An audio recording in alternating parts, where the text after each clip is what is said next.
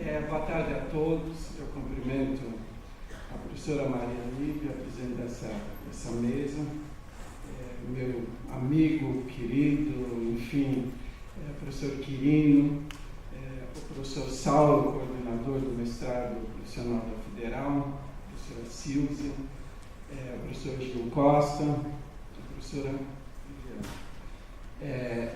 E a todos vocês que estão abrindo mão de uma tarde, enfim, tem jogo, estou concorrendo com o jogo, né?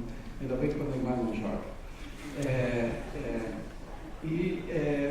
Para ouvirem algumas palavras, enfim, eu sempre brinco que normalmente a disciplina de metodologia, que está nas primeiras fases, é a que menos atrai os estudantes, né? Os estudantes já querem entrar e conhecer direito penal, processo civil, porque já são advogados, né?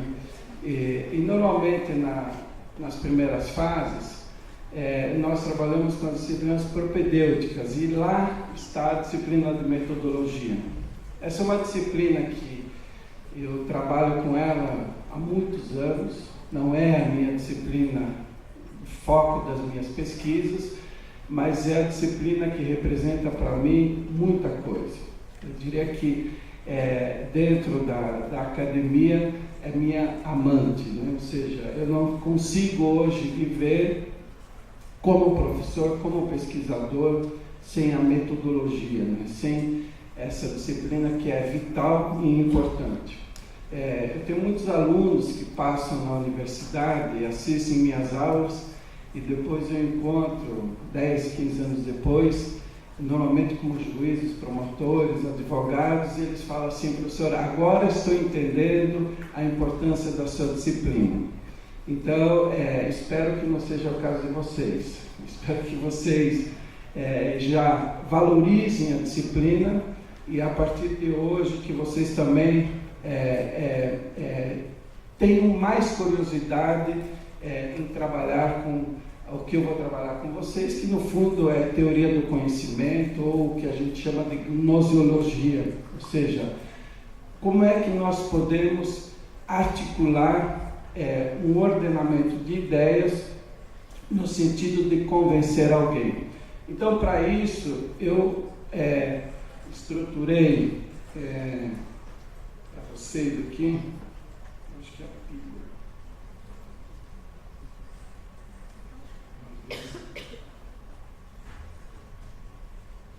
Vai ter que passar lá de cima mesmo.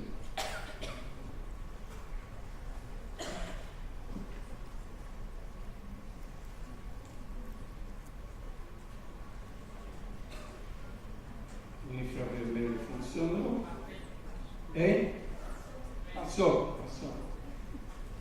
Deixa eu achar aqui a mira, né? Onde que é a mira? Você quer?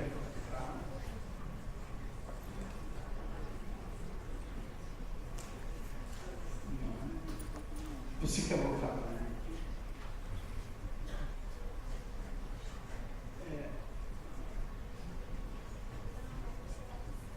Oi?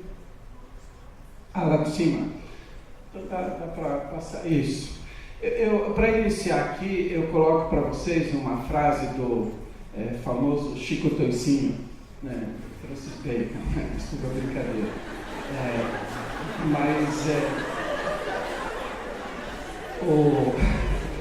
O Francis Bacon, ele, sujeito, um filósofo, ele já estava preocupado com a questão do conhecimento e ele nos coloca essa frase que ela é marcante, ou seja, as pessoas que começam com dúvidas acabarão com algumas certezas. Entretanto, aqueles que começam com certezas provavelmente acabará com incertezas e inseguranças. Então, esse é o mundo do conhecimento. Quanto mais nós conhecemos, mais dúvidas nós temos. E quanto mais a gente se aprofunda em torno daquilo que a gente quer conhecer, evidentemente, mais dúvidas vão surgindo. Então, esse é o caminho natural dentro da do pressuposto que a gente chama de teoria do conhecimento. Pode passar para o seguinte. Então, diante desse contexto, eu vou articular com vocês aqui 3 categorias que são previstas na nossa Constituição, o artigo 207, que são 3 princípios básicos para que efetivamente se tenha uma concepção do que é uma universidade.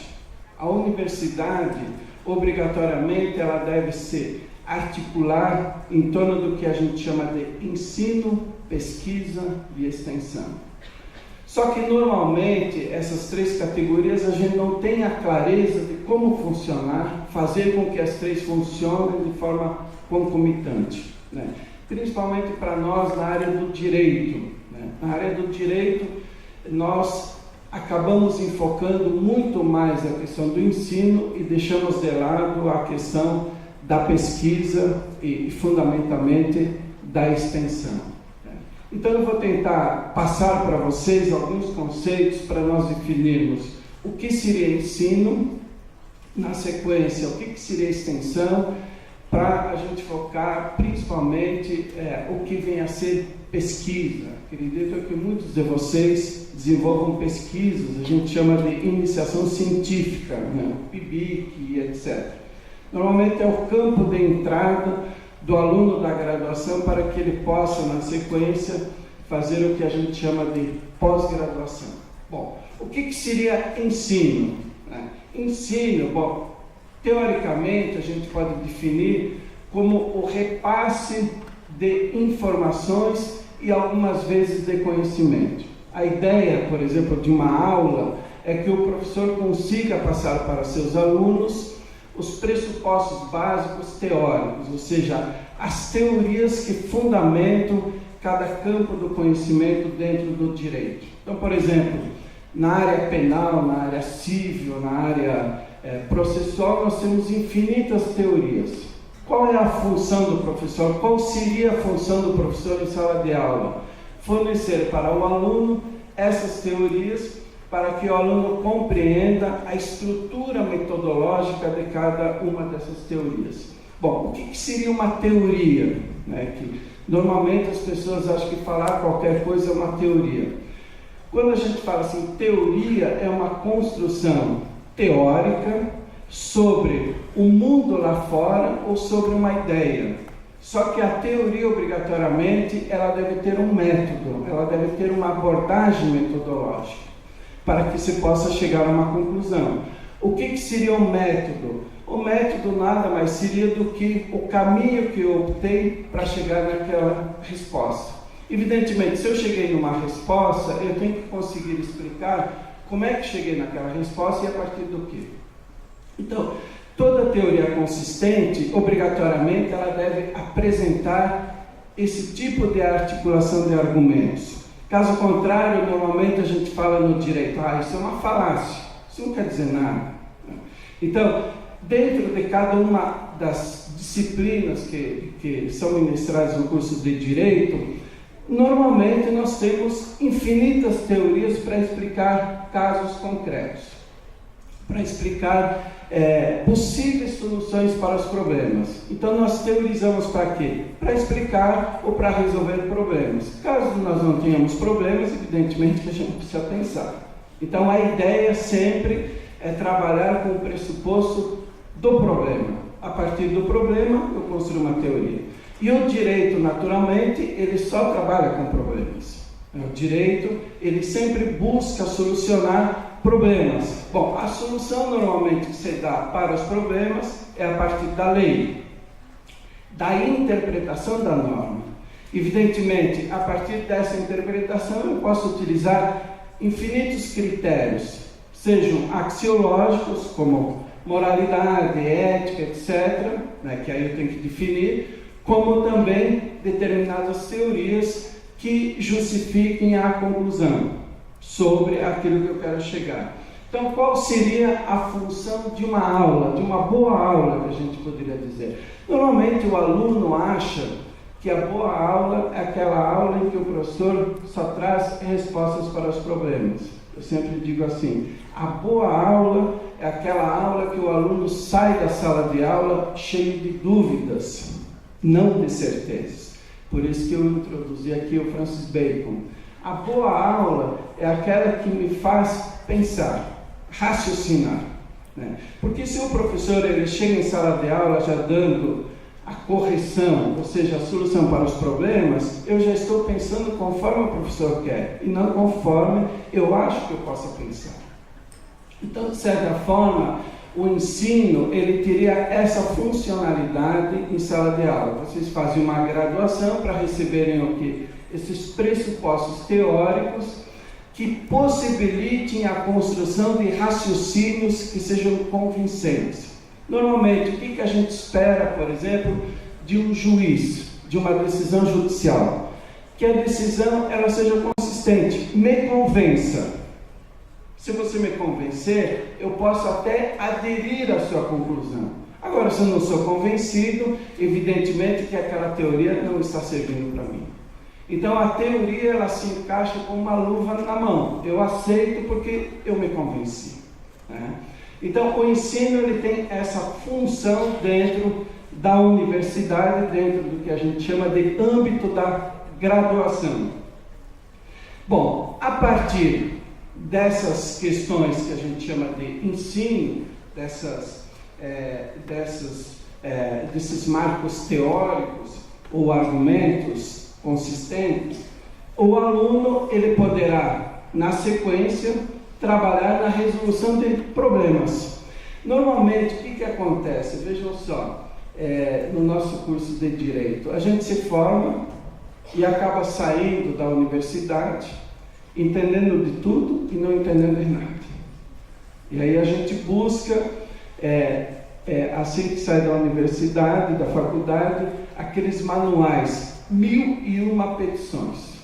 Já viram esses manuais? Está cheio em livrarias.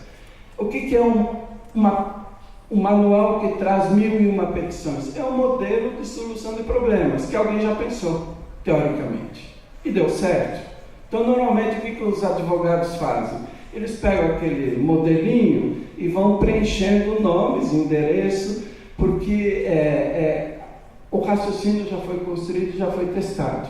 Agora, vejam só o contrassenso desse processo que se utiliza hoje na advocacia.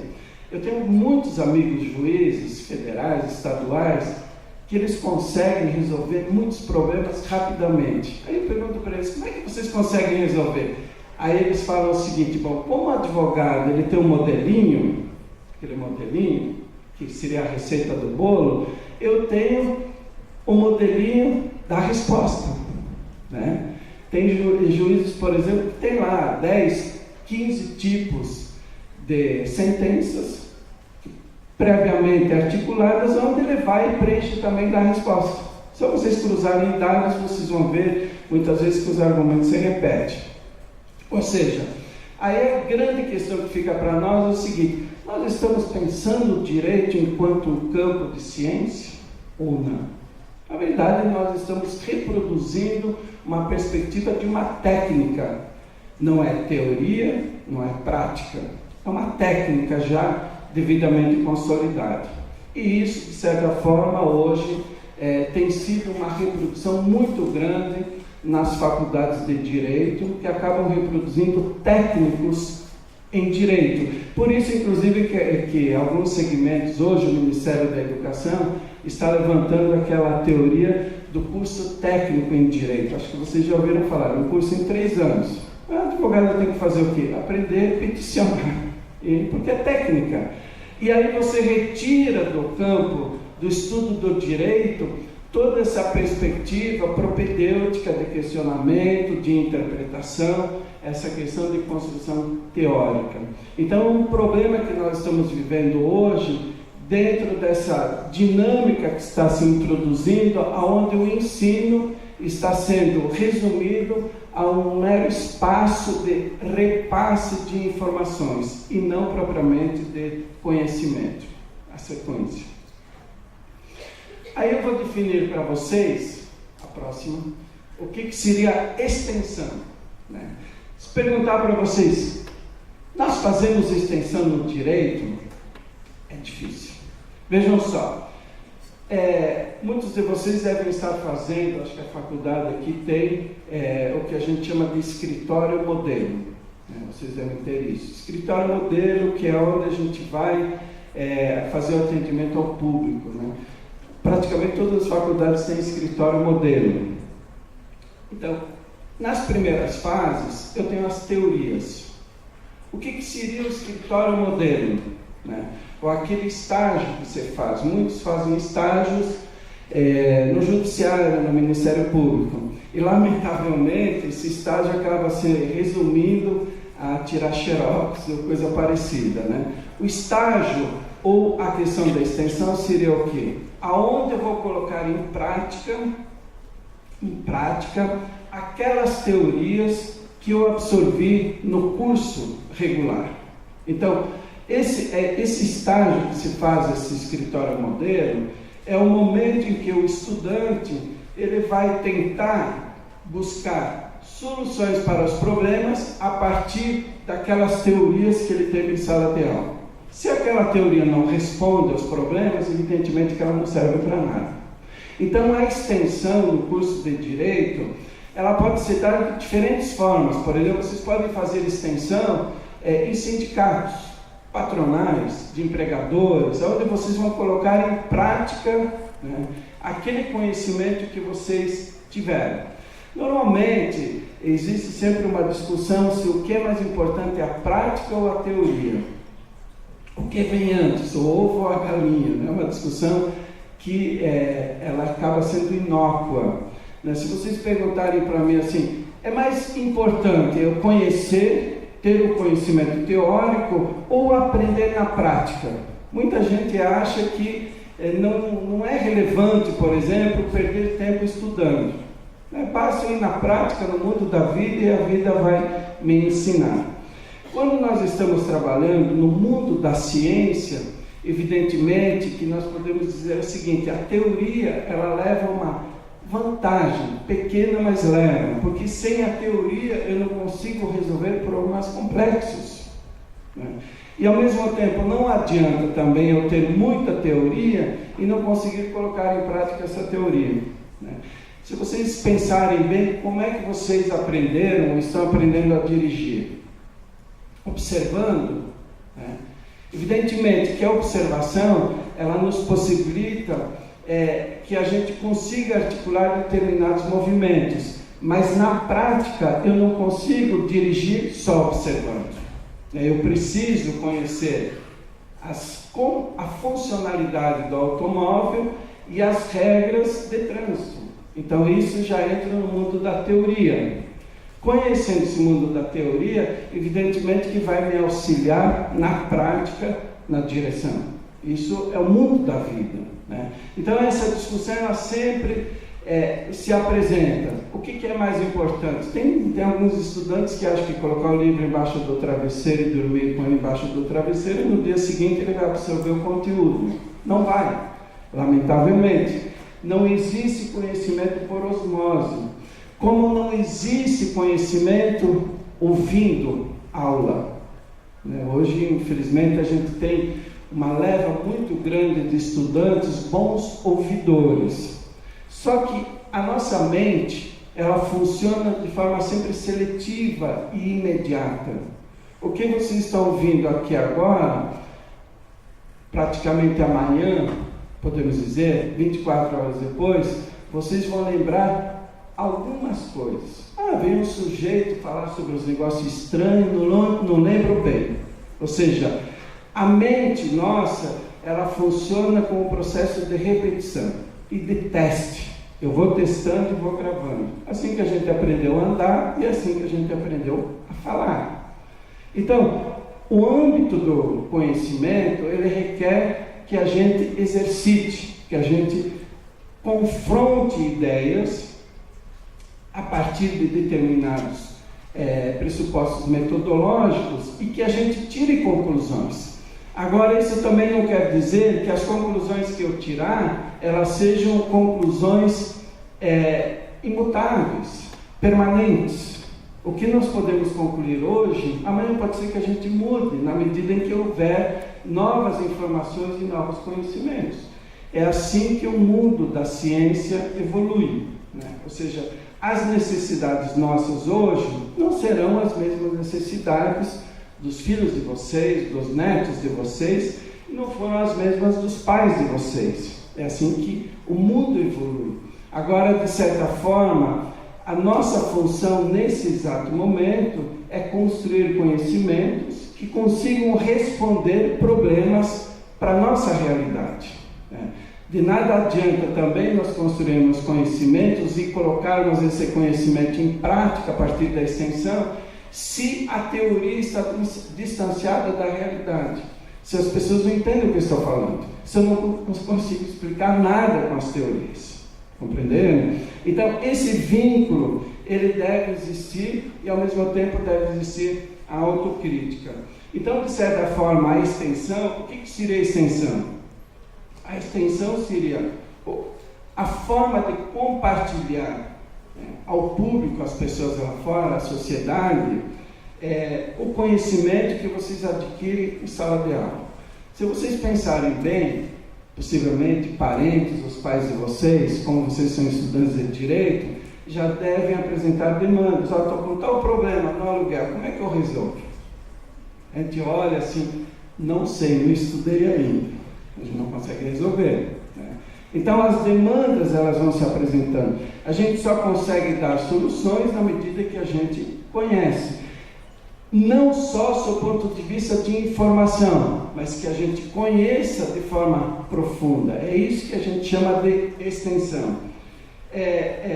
As formas de extensão que a gente pode colocar aos cursos de direito, né? Como eu já mencionei para vocês, através de consultorias, que evidentemente hoje ainda a gente não está levando muito a sério essa questão, mas está havendo no mundo do direito uma transformação muito grande, né? Nós temos no direito duas formas de atuação: o que a gente chama de contencioso, que é atuar no litígio, e o preventivo, que é, o que seria o preventivo?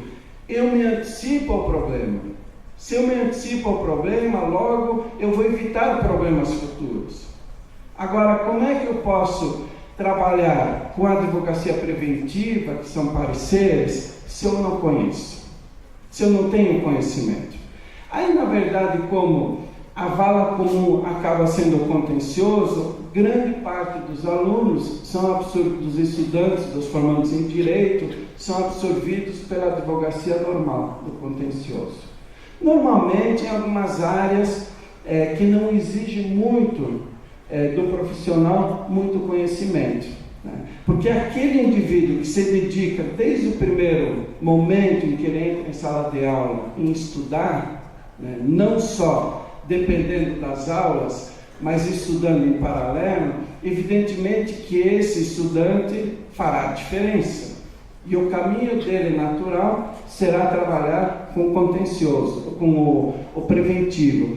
Por que eu estou insistindo nisso? Porque essa nova ótica em todas as áreas do conhecimento. Se vocês forem ver, por exemplo, na área da medicina, da administração, em todas as áreas, hoje está se estimulando muito as pessoas terem o conhecimento da especialidade, né, ao mesmo tempo para conseguir resolver de forma preventiva o problema e não de forma curativa.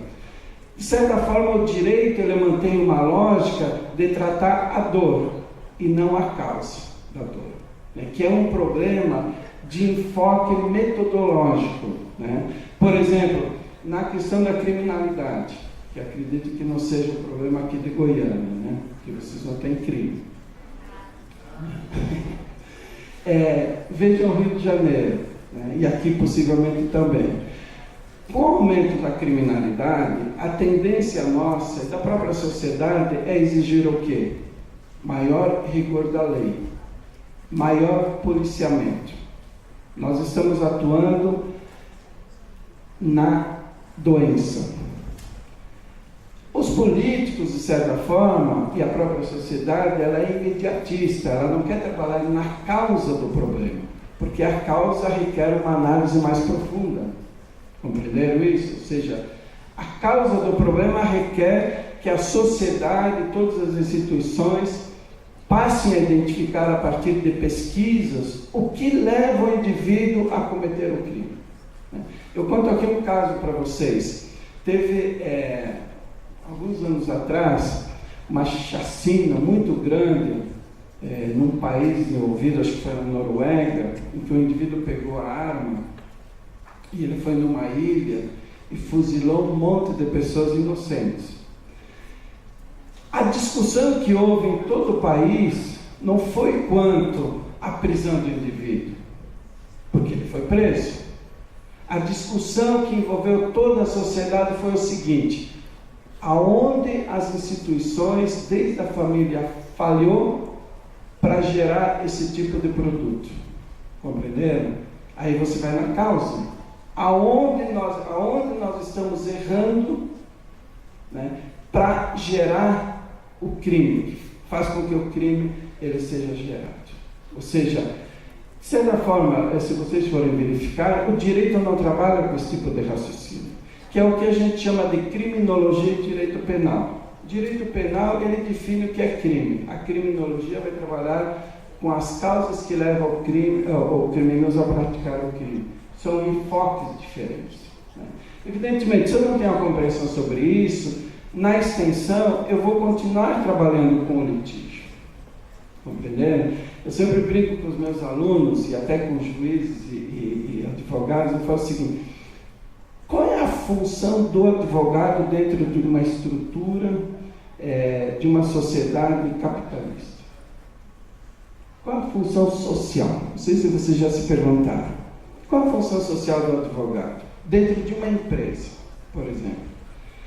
O advogado ele só tem um espaço de atuação se tem um problema.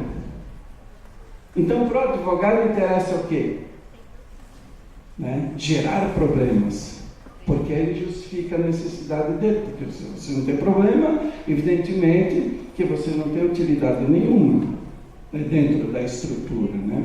Isso não quer dizer que o advogado não tem importância. Ele tem uma relevância e uma importância. E é uma atividade, inclusive, que a própria Constituição define como atividade essencial para a justiça, né?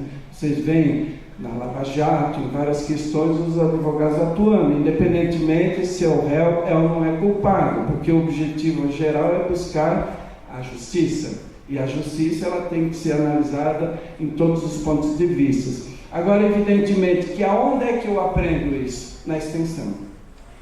Na atividade de extensão. Então, o escritório modelo é o momento, é o espaço para que o estudante possa colocar em prática aquelas teorias que se pressuponha que ele tenha estudado em sala de aula. Próximo. Aí é importante definir para vocês o que é a pesquisa, né? Que é o bicho-papão, né, para nós, né? E a pergunta que a gente pode fazer é: no direito nós fazemos pesquisa, né, ou não fazemos? Porque a pesquisa, ela requer obrigatoriamente o conhecimento metodológico. E aí, normalmente, assim, no trabalho de conclusão de curso, numa dissertação, numa tese, normalmente nos TCCs, a gente pergunta para o aluno: você escreveu 70 páginas, acho que aqui também tem o TCC, né? Vocês têm o TCC. A gente pergunta para o aluno: qual foi o método que você utilizou para fazer a sua pesquisa, o teu trabalho de conclusão de curso? Aí o aluno olha assim: não sei. Mas tem que ter um método, entende? Você tem que construir um método para chegar à conclusão. Aí a resposta é assim: mas todo mundo fala que não, põe qualquer coisa, percebe? Agora, é evidente, se vocês forem conversar com os colegas de vocês, por exemplo, na área da biologia, na área da ciência política, sociologia, a primeira questão que os alunos vão aprender é o método. Sem método não se faz pesquisa. Então, nós temos aqui o professor de metodologia também, o professor Gil, né? Então, a questão fundamental que nós temos que ter claro, para se fazer pesquisa, primeiro, não basta ter um tema. Normalmente o aluno ele chega e fala assim, eu já tenho o tema do meu TCC. Qual é o tema? Tema tal. E qual é o problema? Não pensei. Bom, então você tem, na verdade, uma construção mental sobre algo que você quer desenvolver, mas você tem que construir um problema. Caso contrário, você não tem o início de uma pesquisa. Agora, se eu tenho o problema, aí eu vou buscar o melhor método de abordagem para buscar uma resposta para o problema. Então, de certa forma, o método, ele é o instrumento, ele é a minha arma, que vai me levar a uma resposta. O método é neutro, é uma ferramenta que me leva a uma resposta. Eu diria assim, toda vez que o pescador vai para o rio, evidentemente que ele tem que ter um conhecimento prévio, qual o tamanho de peixe que ele quer pegar, porque é uma coisa que está na cabeça dele, quero pegar peixe grande. E aí ele vai no rio com anzol grande, mas naquele rio só tem peixe pequeno. Errou a estratégia, errou o método. Então, toda vez que a gente quer fazer alguma coisa, nós temos que dimensionar. Não adianta nós termos na nossa cabeça algo se aquela representação ela não está vinculada com a realidade. Vocês estão me fazendo entender? Que, de certa forma, a ciência ela trabalha sempre com o objetivo de tentar explicar o mundo lá fora e trazer para a minha mente. Como é que eu vou fazer isso? Como é que eu vou trazer o mundo, os objetos lá de fora para a minha mente? Então a nossa mente, ela trabalha com representações, com significantes.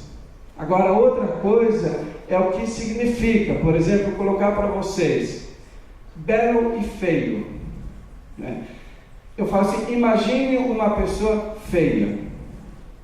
Vocês vão imaginar uma pessoa feia, que é a representação. Aí eu falo assim, imagine uma pessoa bonita. A gente fica imaginando pelas características do momento, o feio e o belo. Normalmente é aquele namorinho, a pessoa começa a namorar uma pessoa, e normalmente a paquera começa pela aparência física. A pessoa começa a olhar, a admirar, é bonito, é feia, a gente vai descartando pelo critério, que está lá na nossa cabeça, está lá. E aí, de repente, a gente começa a conversar com a pessoa, que a gente julga bonita, Gisele Bündchen, Brad Pitt, bonito, a gente vai conversar, e aí só sai bobagem da boca, a gente fala assim, é o bonito que de imediato se transforma em feio. Compreenderam? A gente fala assim, perdi o desejo por ele, porque é um bofe. Fala nada com nada. Percebe? São uma coisa que o mundo é, a outra que está aqui. Está entendendo? Quando a gente trabalha no campo da pesquisa, da ciência, nós temos a coisa em si, a coisa como ela é. Ela existe independentemente da minha vontade. A outra coisa é o sujeito, é a coisa em mim, na minha mente. Eu falo assim, isso eu conheço. Mas você conhece a partir do quê? Pela aparência, pela essência, ou simplesmente por um juízo de valor moral e ético, que são outras variáveis no conhecimento. Interessante vocês saberem isso, porque é a discussão que envolve o direito, todo o direito. O Hans Kelsen, ele falava o seguinte, dentro do pressuposto do positivismo jurídico, falava assim, o juiz, ele deve pegar o fato em si, o fato como ocorreu, recorta o fato como ocorreu e enquadra no dispositivo legal. A lei diz isso. Por isso que a gente ouve assim, o indivíduo falar, eu julguei conforme a lei previa. Ou seja, você não tem nenhuma margem ali, digamos assim, de valoração sobre a dureza da lei ou o contexto da norma, do fato. Não se leva em consideração o contexto. Quando você tem um raciocínio, que é um raciocínio que trabalha por dedução. Você tem o fato e você enquadra o fato dentro da dureza da lei. A gente fala assim, esse juiz é duro demais, porque ele é um aplicador da lei. É uma forma de se resolver problemas, discutível. Aí quando o juiz ele começa a pegar o fato e a norma, e interpretar a norma conforme os seus valores, a gente fala assim, mas esse juiz foi além da norma. São métodos de abordagem diferentes, compreenderam? Ou seja, são formas de solucionar o problema de forma diferente. Não estou dizendo que uma é certa e uma é errada, tá? Ou seja, num regime que a gente chama de exceção, um regime duro, evidentemente que o rigor da lei ele vale, porque as pessoas não podem questionar, as pessoas não podem divergir, não existe espaço da divergência. Agora, no espaço da democracia, evidentemente que existe o espaço da divergência, da discórdia, para você buscar uma solução que seja uma solução mais razoável para aquele conflito, para que o conflito seja devidamente solucionado. Então, quando a gente fala assim, pesquisas, pesquisa propriamente dito, como eu estou colocando aí, a pesquisa, ela exige de cada um de nós o método de abordagem. Qual é o tamanho do anzol que eu vou usar para pegar o peixe? Mas eu não estou vendo o peixe. Eu tenho que ter uma ideia de que tipo de peixe tem naquele rio. É um conhecimento prévio, são informações prévias. E aí, evidentemente, que eu vou usar a melhor estratégia para pescar o peixe que eu quero. Caso contrário, eu não vou pescar nada. Então, é isso que é um método. Ele pode dizer assim, qual é o método do pescador? É o tamanho do anzol. Eu não posso matar um passarinho, por exemplo, com um canhão. Eu vou destruir o passarinho. Então eu tenho que matar o passarinho, digamos aqui, coitado do passarinho, mas é figurativo, eu vou caçar o passarinho com um tipo de arma que possibilite que eu coma a carne do passarinho. Se eu caçar o passarinho com um canhão, evidentemente que não vai sobrar nada. Entende? Então o que a gente pode dizer? Aí está a questão do método. Qual o tipo de método que você vai utilizar? Então, eu não posso usar qualquer tipo de abordagem metodológica. Se vocês perguntarem para mim assim, professor, quantos métodos a ciência trabalha hoje? Pouquíssimos.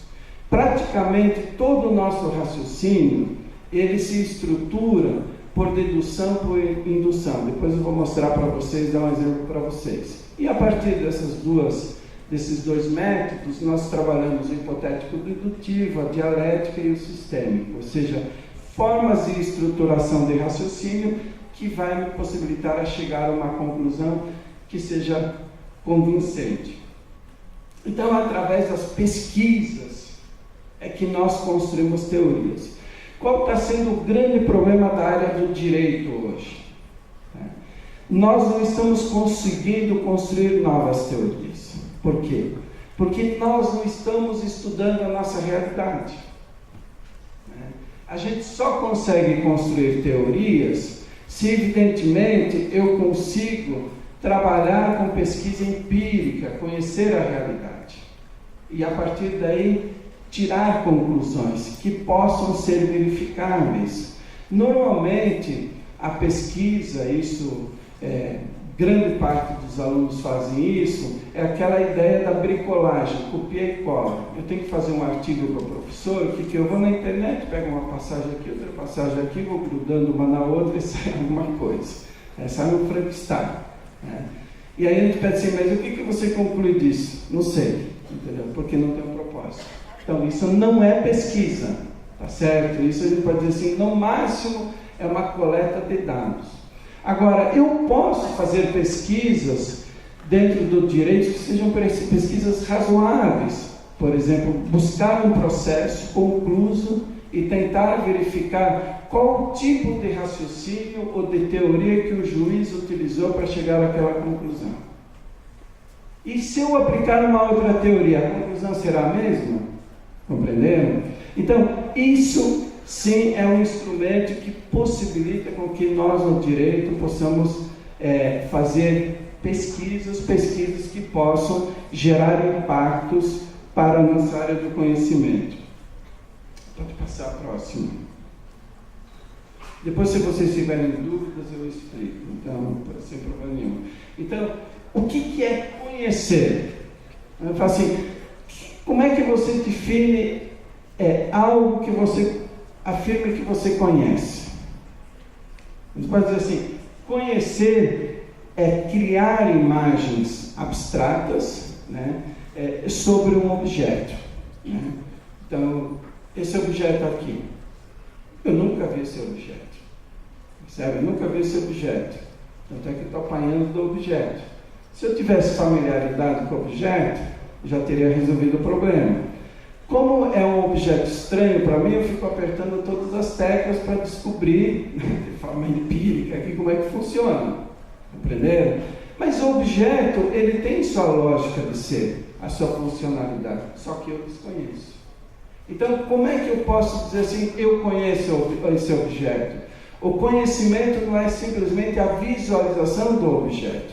O conhecimento é a capacidade que nós temos para definir o objeto, desconstruir o objeto e reconstruir o objeto de forma conceitual.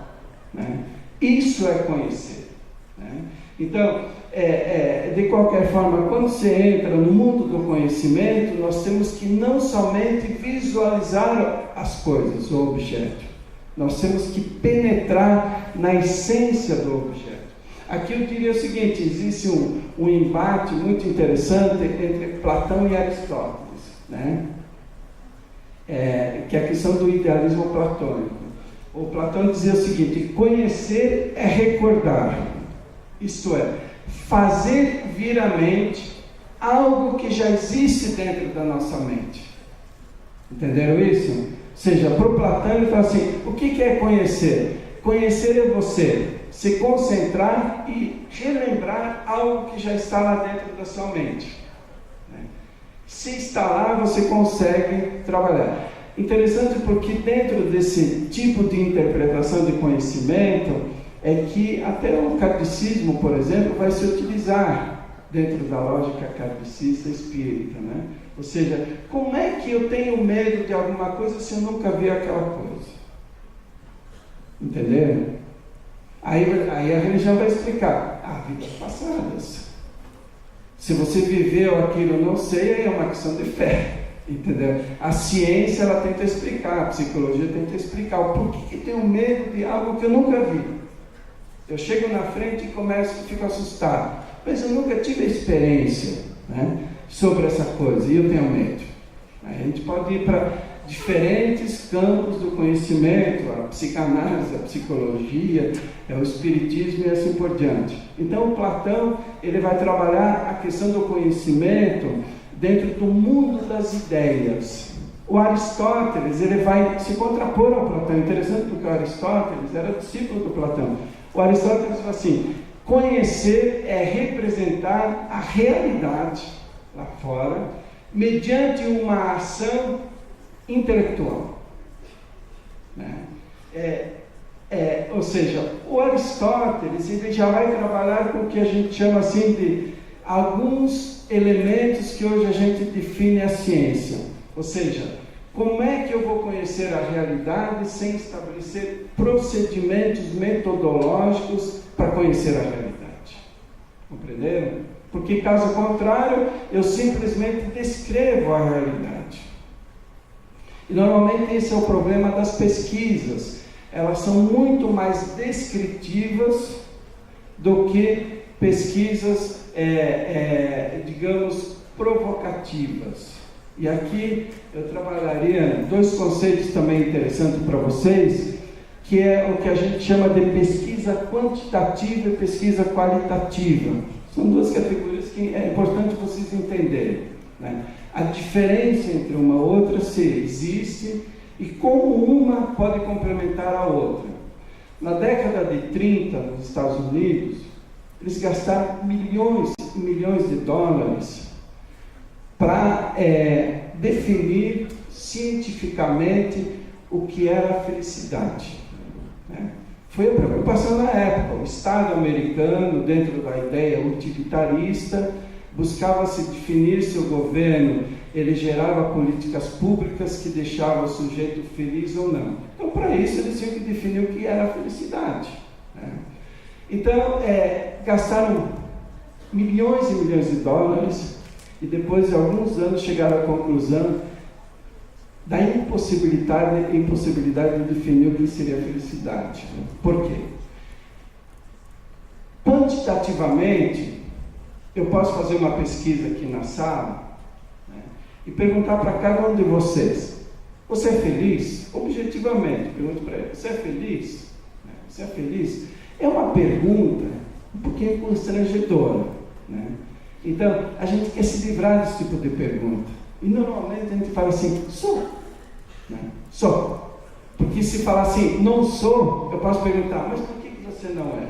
Aí eu entro na intimidade. Então, o tipo da pergunta é meio sacana, né? Vou me livrar dela, sou feliz. Tá? Então, depois de perguntar aqui para 300 pessoas, todo mundo responde assim: sou feliz. Aí eu chego a que conclusão? Que todos os alunos que participaram da palestra no dia tal, aqui na PUC de Goiânia, são felizes. Quantitativamente, resultado perfeito. Só que a minha pergunta, ela não consegue dimensionar a qualidade da felicidade. Estão entendendo isso? Eu só vou conseguir conhecer a qualidade da felicidade de cada um de vocês se eu conviver com vocês.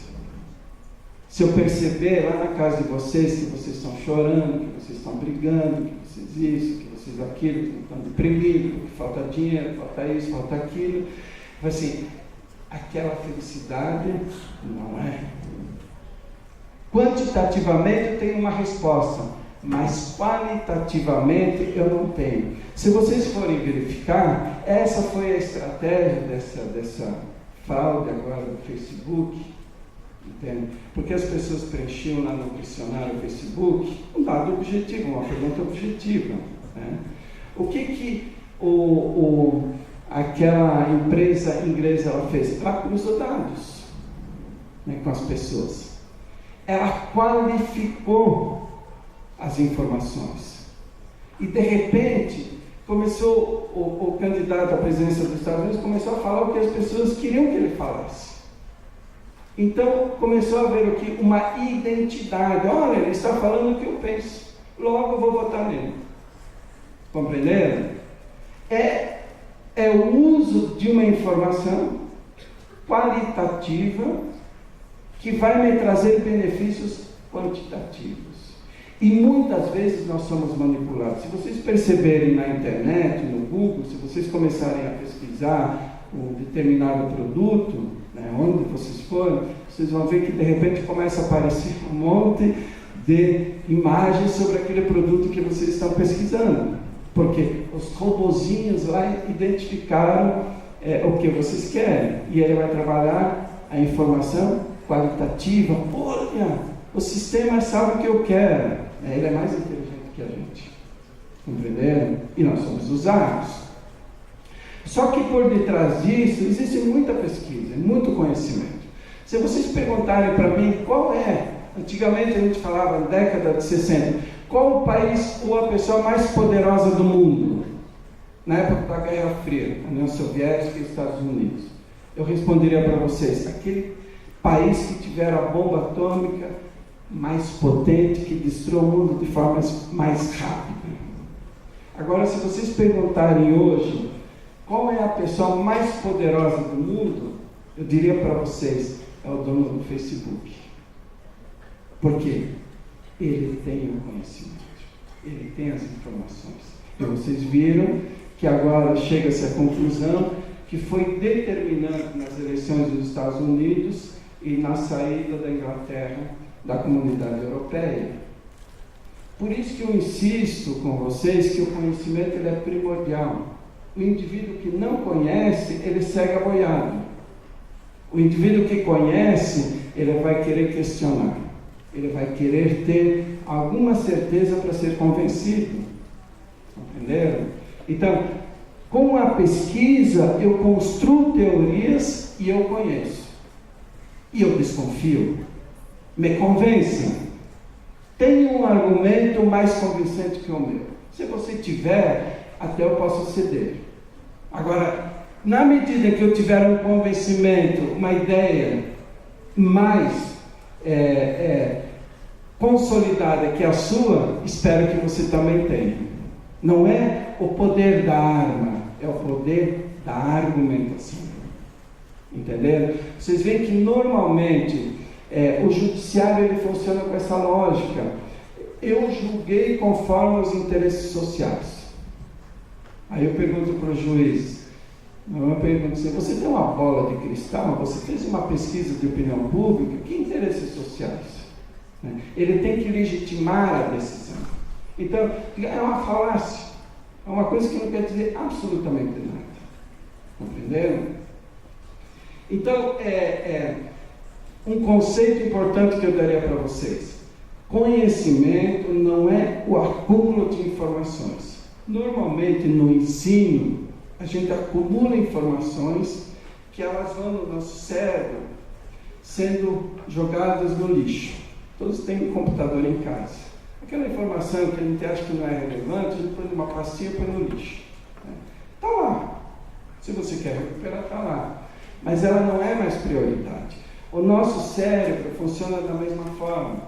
Então, muitas pessoas acham que receber informações é entrar no mundo do conhecimento. Informação, ela não é conhecimento, mas é um pressuposto para que eu possa conhecer. Compreenderam? Eu leio revistas, eu assisto televisão todos os dias, né? Eu leio alguns livros. Aí eu pergunto, mas você verifica se aquela informação ela condiz com o real ou não? Porque eu posso trabalhar com versões. Versão não reflete a realidade. Compreenderam? Aqui eu levantarei para vocês pensarem, por exemplo, na perícia. O assassinato da vereadora do Rio de Janeiro. Ele ocorreu. Ele teve um momento de início, execução e fim. O fato ocorreu. O que a perícia ela tenta fazer? Reconstituir a partir de informações o fato real. A perícia vai conseguir reconstituir o crime da forma que ele foi? Jamais. Porque o fato já ocorreu. Então, se utiliza todos os instrumentos, até alguns científicos, né, para tentar se chegar ao máximo possível na verdade. Mas a verdade, ela já não existe mais. Porque, inclusive, na cabeça das pessoas, as testemunhas, se houver, elas já começam a trabalhar a fantasia da realidade. Aquilo que a gente brinca, uma mentira repetida por muitas vezes, torna-se uma verdade. Isso deve ter já ocorrido com vocês. Algo que a gente afirma, volta a afirmar e a gente passa a acreditar naquilo. Entendeu? Por quê? Porque não é uma informação que se transformou em conhecimento. Ela não se transformou em conhecimento. Então, se eu conheço com profundidade, evidentemente que eu tenho condições de transformar. Agora, se eu não conheço, eu não transformo, não modifico nada. Compreenderam? Só o conhecimento que pode modificar. Não são as informações. E muitas vezes, informação demais, ela nos deixa estressados. O que está ocorrendo hoje? Nós temos muitas informações e não conseguimos trabalhar essas informações, que é uma forma de controle do conhecimento. Isso a gente chama de dromocracia, não sei se já ouviram essa expressão, que é a ditadura da velocidade. A mídia, ela não está interessada em aprofundar um caso específico. Então hoje tem um fato, amanhã tem outro fato, a gente ouve isso e a nossa mente já começa a esquecer o passado. Por isso que a gente brinca assim, o brasileiro tem cabeça curta, né? A memória é curta. Por quê? Porque a gente não aprofunda o passado, Justamente por não aprofundar o passado, a gente desconhece o presente e só aguarda o futuro que que alguém faça pela gente. Então, no processo de conhecimento, de certo modo, eu, enquanto sujeito, me aproprio do mundo lá fora. Se eu não conheço, eu não consigo me apropriar, eu não consigo fazer nada. Aí eu vou ter que ir na livraria e comprar aqueles livrinhos 1001 petições, né? Que é o conhecimento, ou seja, já devidamente consolidado, que é uma técnica. Na teoria não é absolutamente nada. A próxima. A apropriação teórica, né, do objeto, do mundo lá fora, ela confere a cada um de nós a grande vantagem do que a gente chama de ação consciente. A gente fala assim, o indivíduo não agiu de forma consciente. É a história do, por exemplo, o bêbado que atropela. É doloso e culposo. Ele agiu com intenção ou ele assumiu o risco? Tá certo? Agora, evidentemente, se eu agir de forma consciente, premeditada, eu calculei todas as etapas. Então, em termos teóricos, a gente pode dizer, quanto mais eu conheço, mais eu consigo agir de forma consciente. Tá? Por outro lado, quando a gente fala assim, a ignorância é um termo filosófico. A gente, você é um ignorante. A gente está ofendendo a pessoa. Mas a ignorância é o desconhecimento. Bom, isso eu não conheço. Logo, eu desconheço. Compreenderam? Mas eu já ouvi falar sobre isso. Já não ignoro. Já sei alguma coisa. Aí o meu desafio é conhecer mais para agir de forma consciente. Então, a todo momento na nossa vida nós passamos por isso. Muitas coisas, zilhões de coisas, nós somos ignorantes. Nós não sabemos. Né? E não somos obrigados a saber. Mas aquilo que a gente quer saber, nós temos que saber. Então, se eu quero ser um bom advogado, se eu quero ser um bom juiz, se eu quero ser um bom promotor, eu tenho que saber. Tem uma piadinha que eu acho muito engraçada. O estudante passou no vestibular em Direito, aí ele procurou um mestre, né? E falou, mestre, eu quero ser um grande juiz, um juiz justo, incorruptível, ético, moral, eu quero tomar grandes decisões. Aí ele perguntou para o mestre, o que eu tenho que estudar para ser um juiz desse perfil? O mestre normalmente é o sábio, né? Aí o sábio olhou para o aluno e falou o seguinte, meu filho, estude muito matemática, física, sociologia, biologia, estude muito astrofísica, epistemologia, ciência, Se sobrar um tempinho que seja o mínimo possível para estudar um pouquinho de direito, não tem problema que não vai te prejudicar em nada. Entendeu? Ou seja, o que eu quero dizer com isso? Que o direito, ele obrigatoriamente, para a gente trabalhar com os problemas do direito, nós temos que dimensionar o direito com as outras áreas do conhecimento. O direito não é uma área do conhecimento que anda sozinho. Né? Eu estava orientando um trabalho essa semana sobre uma discussão que é muito... a gente tem, por várias questões, a gente tem o pé atrás, que é a questão da eutanásia. Né? A questão da eutanásia. Tem uma aluna que quer fazer a dissertação sobre a eutanásia.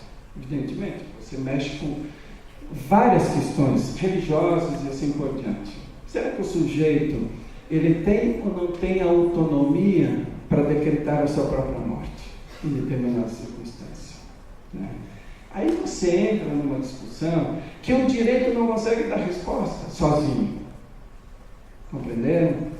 Um outro exemplo que eu daria para vocês. Eu tenho uma tese de doutorado em Santa Catarina, em que o indivíduo é um tema polêmico, que a gente chama de judicialização da saúde. São aquelas situações em que a pessoa ela tem uma doença rara, medicamento caro, e o SUS, o sistema, não fornece medicamentos para isso. Né? O que normalmente a pessoa faz? ela judicializa. Para quem não é atestado médico, judicializa. Né? E o Estado é obrigado a fornecer um medicamento, caso contrário, o Estado pode prender o secretário, pode confiscar bem e mandar comprar o medicamento. Isso que a gente chama de judicialização. E esse indivíduo, ele cruzou dados em um determinado período lá em Santa Catarina, na Secretaria da Fazenda, na Secretaria da Saúde, e ele chegou à conclusão que naquele ano, no ano anterior, o Estado havia comprometido 70% dos recursos para medicamentos preventivos em ações judiciais. Desses 70%, praticamente para atender 0,1% da população. Ou seja, 99% da população, o dinheiro foi retirado. A questão que fica é o seguinte, bom, é lógico, o juiz, na hora que ele recebe uma ação, ele vai pensar na vida do indivíduo. O médico diz que o cara vai morrer se não tiver um medicamento. O que o juiz vai fazer? Ele vai garantir lá o princípio da vida, né? Da dignidade da pessoa humana, e vai garantir a compra do medicamento. Ele não está preocupado com a questão das políticas públicas, ou seja, com os demais. Por isso que hoje nós temos um problema na questão orçamentária. Se você utiliza muito para cá, vai faltar dinheiro para lá. Né? E é um problema que o direito não consegue discutir, porque aplica-se a força da lei. Eu não estou aqui fazendo juízo de valores. Evidente, você tem situações que você precisa atender. Agora, o juiz sozinho não consegue resolver esse problema. Ele precisa lá de uma junta médica, se aquele medicamento ele é ou não é necessário, se a pessoa efetivamente ela vai ter prorrogação ou não de vida. Ou seja, você vai ter que discutir a problemática dentro de uma complexidade maior. Mas por que não se faz isso? Justamente porque as faculdades de Direito não estimulam o estudante a pesquisar, a fazer pesquisa. Aplique-se a lei, aplique-se o rigor da lei. Né? E aí a gente perde a dimensão da lei, a contextualização da lei. Né? Então, quando a gente fala assim, ação consciente, é o agir de forma consciente. Eu saber que essa decisão que eu vou tomar, ela vai gerar uma série de impactos, mas eu tenho que tomar a decisão. Mas eu dimensionei os impactos da minha decisão. Então, eu defino aqui a consciência. O que seria a consciência? A capacidade humana que todos nós temos para conhecer, todos vocês, todos nós temos essa capacidade para conhecer.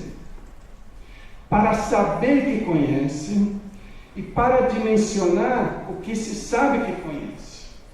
E vamos além.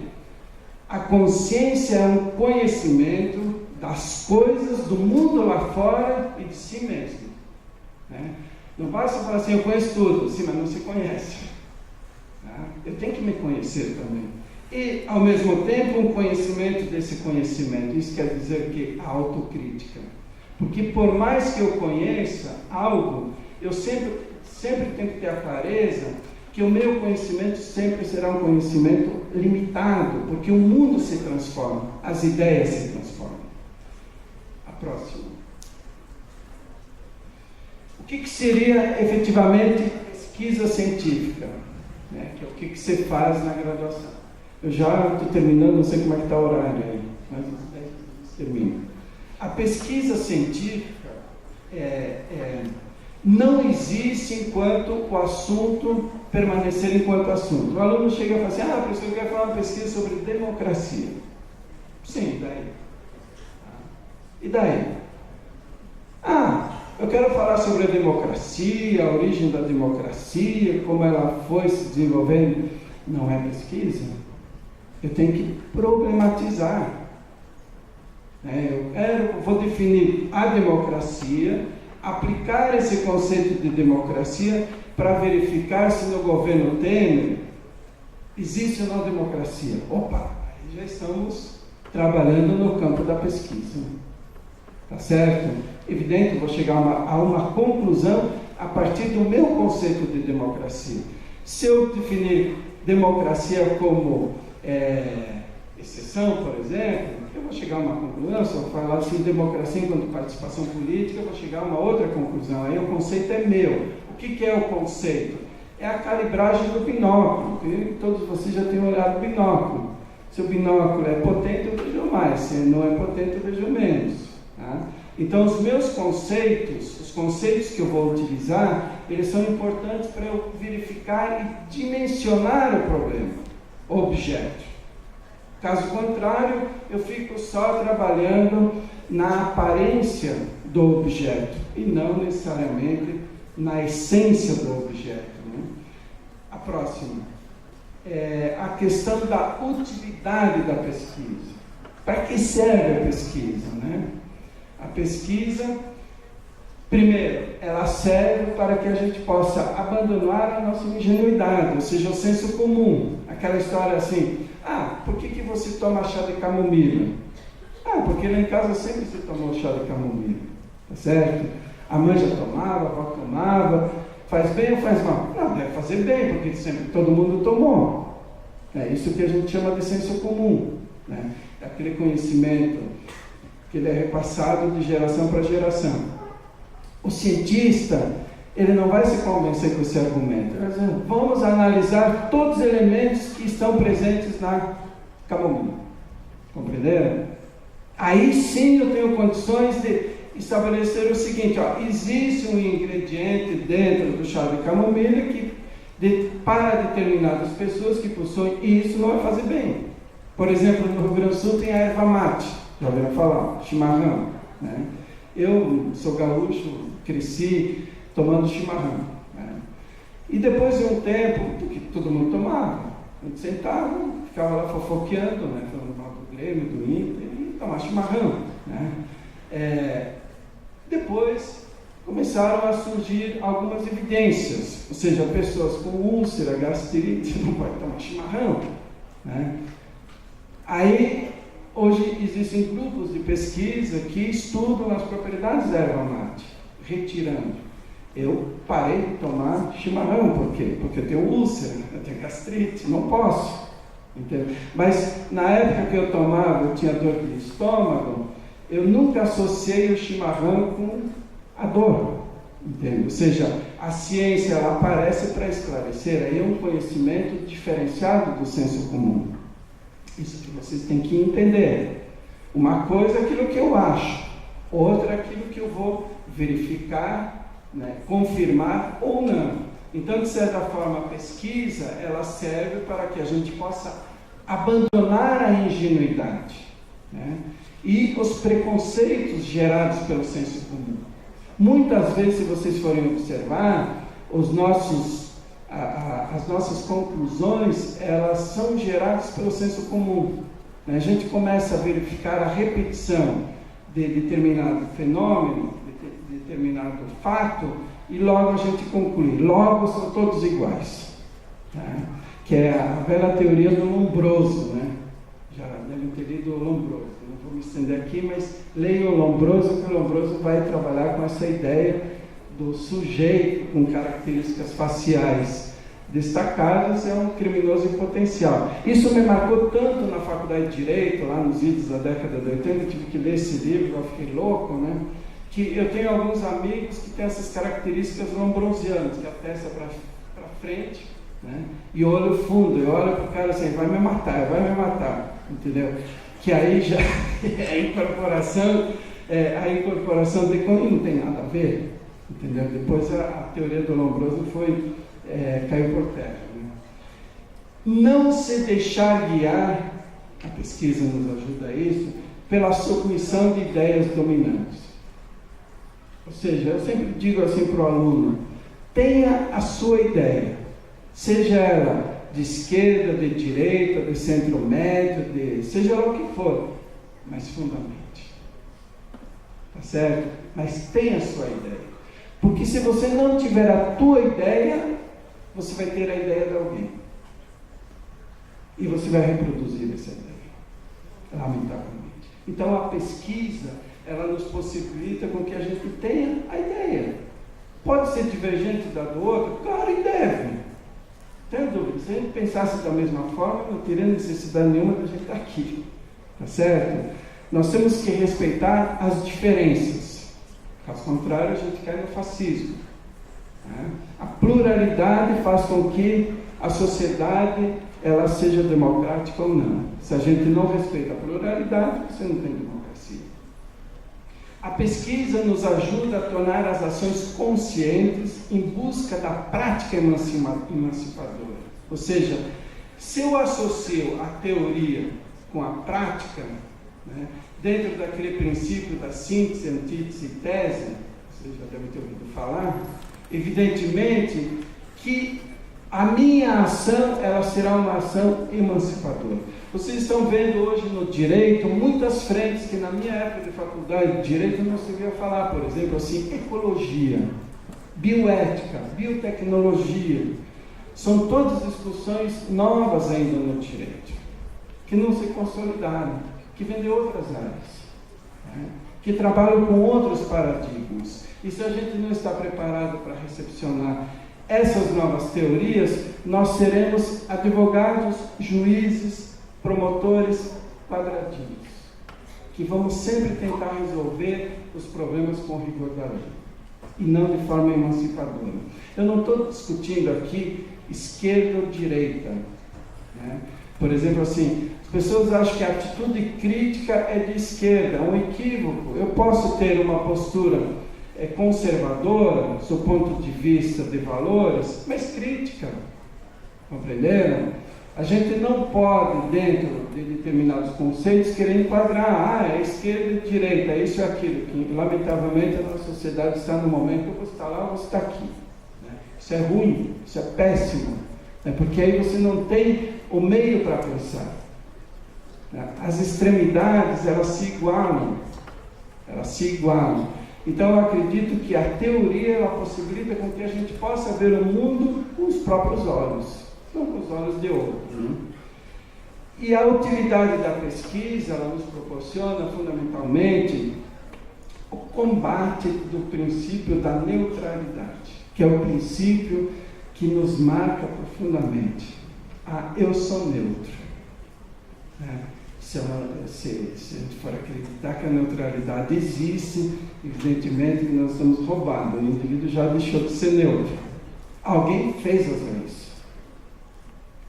Evidente que, se vocês forem verificar os deputados e senadores que elaboraram a Constituição de 88, pouquíssimos hoje possuem mandato. Então a vontade mudou. Se a vontade mudou, evidentemente, nós temos que aproximar todo esse arsenal normativo e de princípios a essa realidade que nós estamos vivendo. Nós não podemos viver do passado. Agora, como é que eu consigo aproximar isso? Evidentemente, buscando isso através da pesquisa. Próxima. Aqui, só para vocês, normalmente, a pessoa não entende, assim, dedução e indução. O que é dedução e o que é indução? Como é que eu chego a uma conclusão por dedução? Como é que eu chego por indução? E aqui eu resolvi colocar, então peço desculpas a quem conhece, de forma assim muito simples. Como é que eu chego a uma conclusão por dedução? Que dedução é lógica formal, é matemática, 2 mais 2 igual a 4. Isso é um raciocínio lógico formal. Dedutivo. Se vocês forem analisar, por exemplo, uma peça judicial. A peça judicial tem dos fatos, do direito e do pedido. Não é isso? Que raciocínio é esse? Dedutivo. É matemática. Eu corto o fato, pego a lei, tenho que concluir alguma coisa conforme a estruturação metodológica. Então aqui vocês têm um exemplo, raciocínio dedutivo. Todos os homens são mortais. Sócrates é homem. Que conclusão eu tenho que chegar? Obrigatoriamente. Que Sócrates é mortal. Eu não posso afirmar assim, mas também Platão é mortal. O raciocínio não me permite. Tá certo? As premissas não me permitem chegar a essa conclusão. Agora, outro raciocínio indutivo. Vejam só como é interessante. Todo raciocínio dedutivo, ele parte de uma conclusão construída por indução. Sócrates morreu, Platão morreu. Sócrates, Platão e Aristóteles são homens. Logo, todos os homens são mortais. Inverteu. Ou seja, eu construo na dedução uma premissa maior. A questão, muitas vezes eu posso chegar a uma conclusão por dedução de forma equivocada, se eu não tiver uma premissa maior, devidamente testada e consolidada. Vocês se entenderam a brincadeira? E normalmente é esse tipo de raciocínio que nós usamos. E muitas vezes chegamos à conclusão de forma equivocada, né? Justamente por não observar adequadamente a realidade que é construída por indução. Próximo.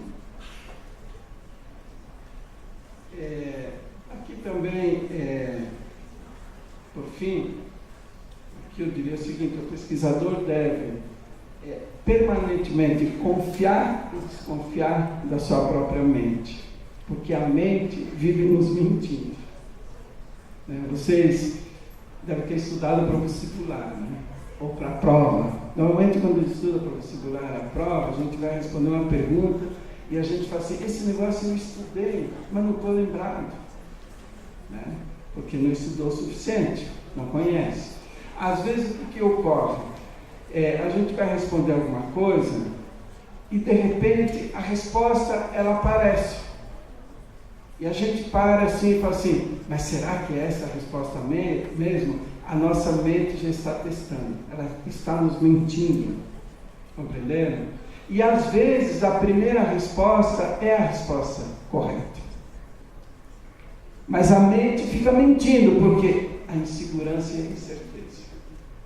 Compreenderam?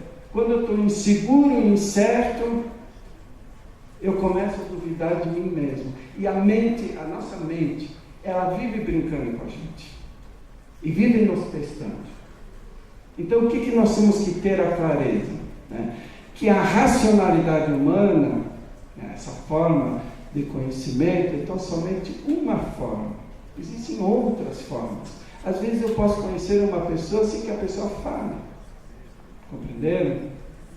Às vezes eu conheço a grandeza de uma pessoa muito mais por um sorriso do que por uma palavra. Comecem a pensar o seguinte: nem sempre as palavras, que são pobres, elas conseguem refletir o sentimento que nós temos, né? Eu sempre brinco assim que eu estudo hoje com o dicionário na mão. Senhora Aurélia, a recomendação é que, se vocês perguntarem para mim qual o livro mais importante que eu tenho que ter em casa, um dicionário. Porque quando eu estou lá escrevendo alguma coisa, assim, eu quero encontrar a palavra que reflita exatamente aquilo que eu estou pensando. Porque se eu uso palavras aleatoriamente, o outro, ele vai ler aquela palavra com os significados que ele entender, e não aquele que eu quero. Estão entendendo? Então, quando nós estamos escrevendo e pesquisando, nós temos que buscar a dimensão da grandeza das palavras, no sentido que essas palavras reflitam efetivamente aquela realidade que eu quero descrever. Por isso que eu tenho que dar os conceitos, eu tenho que definir. Compreenderam isso? Então, quem não tem um dicionário em casa, compre um dicionário. Vá lá, compare as palavras, né? Pelo menos para trabalhar nesse mundo da racionalidade. Agora, concluindo o que eu gostaria de colocar para vocês, para passar pela outra, eu acho que a questão fundamental, apesar de trabalhar com vocês, a questão da ciência, eu diria hoje que, infelizmente ou felizmente, o que mais nós precisamos é aquilo que o Humberto Maturano, não sei se vocês já ouviram falar, é um biólogo. Ele chama assim: eu sou um filósofo da vida, né? Ele fala assim, ele segue mais ou menos a linha do Lévi-Strauss, né? A questão o mundo lá fora tem sua própria dinâmica, sua própria lógica, e ele se transforma independentemente da nossa vontade, né? E o Maturana, ele fala assim: a ciência hoje e o mundo precisa mais do amor. Aí, o que seria o amor? Segundo Maturana, o amor é você ver no outro o que o outro é. não o que eu quero que o outro seja. E respeitar os desejos do outro. Só assim, efetivamente, a gente pode construir os pressupostos, né, de uma ciência, né, não só para o direito, uma ciência mais humana, uma ciência que consiga resolver os nossos problemas do cotidiano. Né? E só assim a gente pode construir teorias e nos apegar nessas teorias, buscando, né, principalmente, respeitar a vida, a dignidade da pessoa humana. Então, por fim, eu diria o seguinte: o que eu recomendo para vocês? Estudem, estudem, estudem e duvidem. Né? Se eu estudo e não consigo duvidar, é porque eu não estudei o suficiente. Às vezes eu passo para os alunos um livro e falo o seguinte para eles: leiam o livro. Se vocês não entenderem absolutamente nada, eu me dou por satisfeito. Mandem rezar uma missa e agradeçam a Deus, porque vocês perceberam o tamanho da ignorância, no bom sentido. Né? Então, normalmente, quando a gente está lendo alguma coisa e não entende, a tendência nossa é sair. Não, insistam, insistam. Né? Por exemplo, em direito constitucional, tem 2 autores, José Afonso da Silva